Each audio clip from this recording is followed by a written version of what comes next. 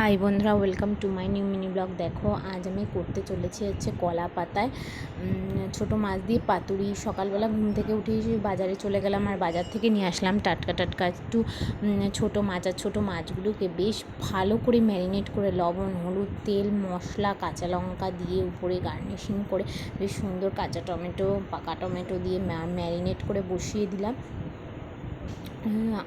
দেখো কত সুন্দর সুসিদ্ধ হয়ে যাচ্ছে এগুলো, আর খুব ভালো হচ্ছে। এর নিচে যে তেলটা দিয়েছি সেটাই অবজার্ভ করে আস্তে আস্তে করে খুব সুন্দর হয়েছে এই জিনিসটা। খুব খুব খুব ভালো হয়েছে খেতে, পুরো মাখন হয়েছে।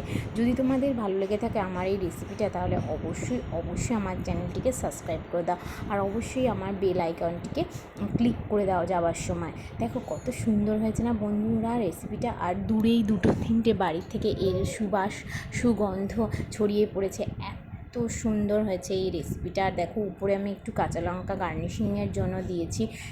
এটা শুধুই গার্নিশিংয়ের জন্য, আর কিছুই নয়। আসলে এই কাঁচা লঙ্কার স্মেলটা আমার এতই ভালো লাগে, কি বলবো বন্ধুরা।